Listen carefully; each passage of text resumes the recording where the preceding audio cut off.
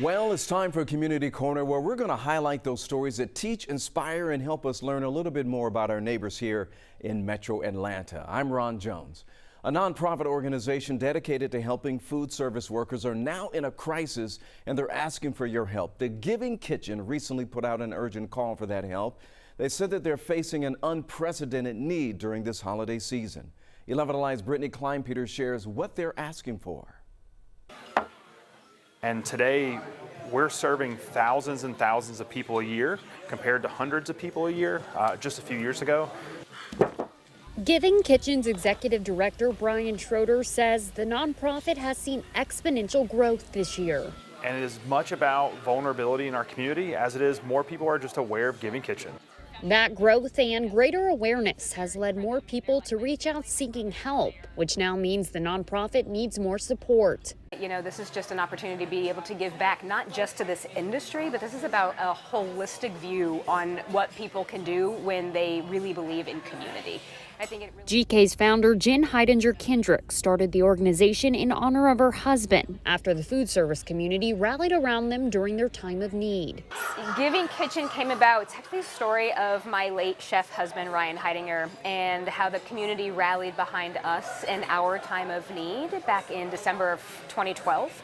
He was diagnosed with a late-stage terminal cancer diagnosis. She says that's why they've decided to pay it forward, focusing on helping those who work in a restaurant, bar, catering, concession, or even a food truck who may have gotten sick or is dealing with an unforeseen circumstance, putting them in a tough spot. And they don't want to stop now, because true hospitality is giving the best of yourself to others. Doesn't matter where you work, who you are, the color of your skin, your gender, that if you work in food service, you work in a Giving Kitchen.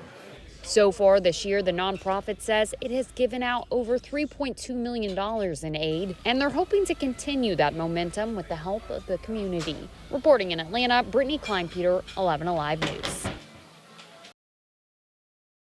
Some soon-to-be moms and new parents in Atlanta got an early Christmas gift to help support the families ahead of the holidays. The nonprofit organization Gooder held a free shopping experience for 150 expectant and postpartum families at the Center for Black Women's Wellness. Families got a week's worth of free groceries with a focus on prenatal, postpartum, and infant health. The holidays can be really difficult for these families in need, and this is bridging the gap. Food insecurity is a huge issue. If you're a youth going to school and you're hungry, you're not able to learn properly. You're not able to attain a job. You're not able to have your mental stability that you should have when you have to worry about where your next meal is coming from. And this is important to us because without a healthy community, we have no community at all. By the way, Gooder, the March of Dimes, and Aetna partnered for this event. For kids experiencing homelessness, the holidays can be especially difficult for them. And the holiday break from school also means a stop in family services. 11 Alive's Liza Lucas shows us the need right here in Atlanta and how just the little things can make a huge difference. A new pair of shoes seems simple, but for kids experiencing homelessness, the basics can mean anything but. We do have children who are unable to come to school, who aren't confident to come to school because they don't have nice shoes. Their shoes might be big, they might flop around. Sana Ali Jackson is Atlanta Public Schools' homeless liaison, part of the team making sure Atlanta students dealing with homelessness have what they need going into the holidays. A lot of times with our families who are experiencing homelessness, families have to prioritize their needs. They have to decide, do I buy food for my family today? Do I have to pay for a hotel so our family is not on the street? And a lot of times they just don't have the funds necessary to buy their basic needs. As a result, districts like Atlanta Public Schools work to fill the gaps. This week, that means partnering with Souls for Souls. Daniel Matthew, among the social workers, finding students new shoes. We have several families that live in shelters, double up with other family members, or some of them even live in hotels. The numbers show the need. More than 35,000 students enrolled in Georgia Public Schools are homeless, according to the National Center for Homeless Education. Sana says within Atlanta Public Schools, approximately 2,000 kids experienced homelessness at some point during last school year. This year's numbers already trending to exceed that amount. Studies show unstable housing and the complications that follow can all affect a child's ability to do well in school. But Sana says the little things like a new pair of shoes build student confidence, helping kids put their best foot forward. Schools are definitely, on the front lines dealing with the symptoms of homelessness, doing the best that we can to help support our students. The 2024 Olympics in Paris is a little more than 6 months away. A lot of athletes with Georgia ties are now training for those summer games. The Olympic qualifying events are also spotlighting some amazing new talent, like a young diver from Georgia. Here's 11 Alive's Cheryl Prehigh. Her strength and skill are far beyond her years. I love to travel and meet new people. Eloise Naide has been a natural since she was 7 and made the transition from gymnastics to diving. It's opened up an exciting future. She's 11 years old and one to watch for Team USA's future. She was the youngest to compete at this year's Diving Winter Nationals. It's pretty cool. The Lord has given me a great gift. A talent that runs in the family. Dove in Moultrie, Georgia for my junior career until I graduated high school at 18. She says it's special to see her daughter compete in the same place she dove in college, a full circle moment at the University of Tennessee. It is so amazing that I was here 20 years ago and had no clue that I would have a daughter. A big stage for a young girl, so it means a lot that mom's close by. I just pray for her and for her upcoming dive, but we do sometimes talk in between to keep her mind off things. Giving support and some coaching too. It's really cool because she knows, like, if I'm going through like a hard dive or I can't hit them, it's really cool. Like, she'll give me advice. Together they are excited for all that's to come.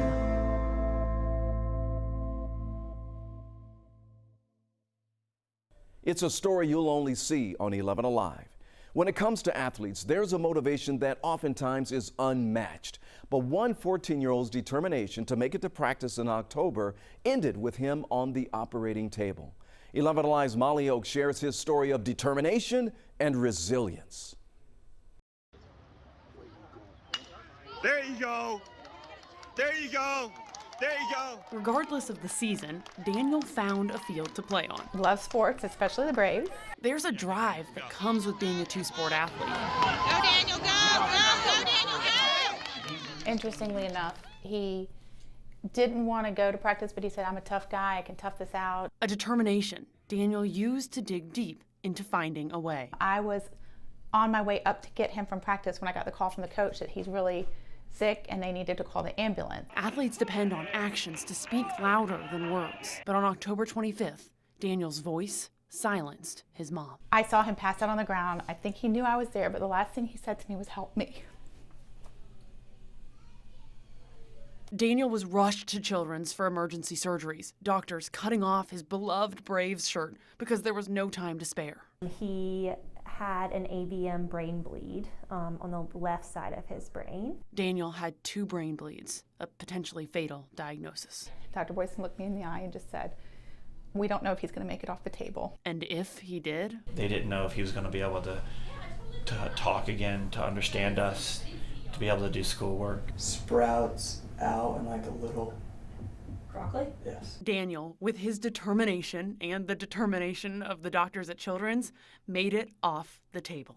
And now has come all the way to be at day rehab with us, getting ready to go back to school. Daniel's competitive nature comes into play in therapy. Oh, it's also, it can come in a jar. And, oh, pickles. Yes. In his opinion, his one loss? Why can't you just take off my shirt? The Michael Harris shirt he was wearing, cut off before surgery. I love Michael Harris. It's the Braves player Daniel says he's always looked up to. And it's the Braves player that surprised him this week at Children's with a brand new jersey and some words of advice to drive his determination. To be great and do some of the things you dream of doing. 2 baseball players in different seasons of life. One of the best things that could have happened. For Daniel, it truly is a season of hope. It's good to meet you.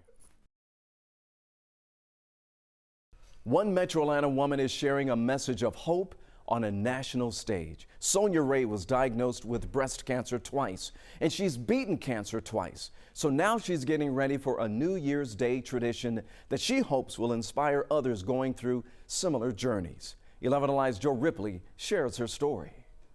Every step for Sonia Ray has purpose, the ones that push her forward and the ones that hold her back. In 2011, at the age of 34, I was diagnosed with stage 3B.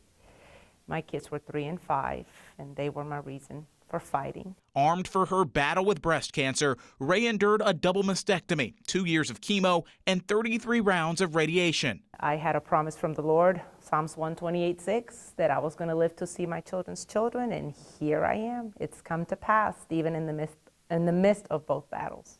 She since founded Harbor of Hope, a nonprofit that helps minority women on the south side of Atlanta arm them for their own battles with cancer. And then there's City of Hope. Ray's husband found the cancer treatment center, which guided the mother of two through recovery.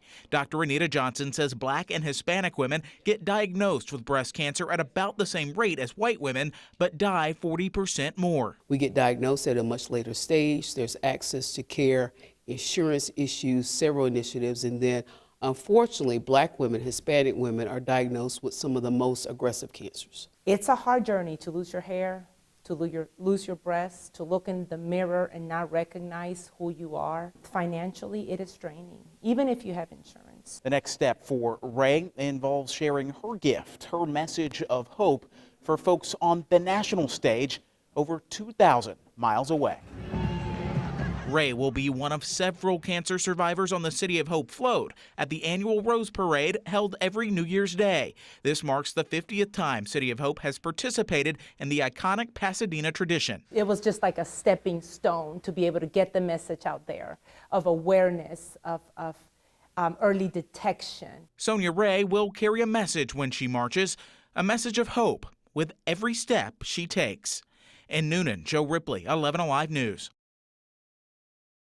A 4-year-old is already social media famous for being an expert on bugs. So his unique knowledge even landed him on a spot on the Jennifer Hudson Show. So once he got back here in Georgia, 11 Alive's Aisha Howard met up with him and got a big lesson on insects. Come on to school, play with bugs. Class is in session. 4-year-old Jeremiah is the top toddler teacher when it comes to all things bugs. What do you want to be when you grow up? Entomologist. You are so cute. After seeing Jeremiah on the Jennifer Hudson Show on 11 Alive, I just had to meet him. You are the cutest thing I've ever seen. You know that? Yeah. Jeremiah gained national attention with his lesson of the day videos on TikTok, giving all sorts of unknown bug facts. Only the female mosquitoes can bite because they need blood for the eggs. I was excited to be his latest student. Scoop it. Scoop it? Yes, gotta scoop it. Try to have a magnifying glass. Okay. Magnifying glass? Okay. Okay, so how does he know all of this? Between taking time to enjoy being a kid, Mom fuels his curiosity and passion for bugs. I actually take the time to teach him all of the facts. So after school, we'll have like a lesson of the day. I'll research and I'll find something simple that he can learn, and he'll catch on just like that. Bugs are cool. Bugs are cool.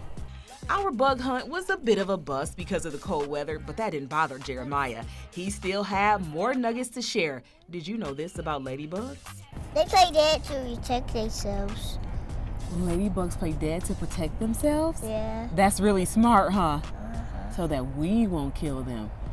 Ah, smart ladybug. You're smart too. And with that, my 4-year-old teacher let me know this class was over. No bugs here? No. No. No, I just want to go get my iPad. Okay, all right. Let's do that. The power of music is bringing all kinds of people together at a downtown Atlanta church. 11 Alive's Bill List takes us inside the Shrine of the Immaculate Conception to introduce us to the members of the Atlanta Homeward Choir. Oh, never, never give up. See ya. See you next week. It's a theme that resonates inside the Shrine of the Immaculate Conception as the homeless enter, joining in the singing as they strive to become part of the Homeward Choir. Our friends who live on the streets, when they come in and join a choir, they come in together, and they are no longer living lives of solitude. They're no longer being on their own. They're no longer silent. They're no longer just being ignored. They're coming in, they're standing up to be counted, and they're finding their own voice. Building confidence and self-esteem through song and the Homeward Choir is the mission of the church's musical director. Let me hear those two parts together. Donald Noonan, and the results are impressive.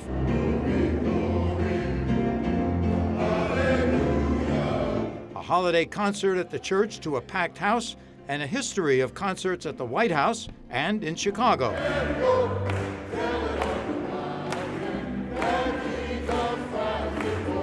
Music is universal, uniting all classes of people. For the homeless, it's especially important. It gives them a sense of community, a sense of togetherness, a sense of belonging. At this Church of the Shrine of the Immaculate Conception, almost 400 people have walked through those doors, homeless people ready to sing. Among them, John and Jefferson. I love, making people happy, so when we go sing or we have concert or something, just seeing the joy in people's faces, nothing tops that. Camaraderie, brotherhood, and all of us are in the same predicament, so it kind of brings us closer together. And you learn to be patient with one another. It keeps your mind off of being homeless to a certain extent. It's giving them an avenue into a family of people who will care for them, and it will give them an avenue of support that people can belong to. And it's the music that will just be the glue to keep them together. From the Shrine of the Immaculate Conception Church in downtown Atlanta, Bill Liss, 11 Alive News.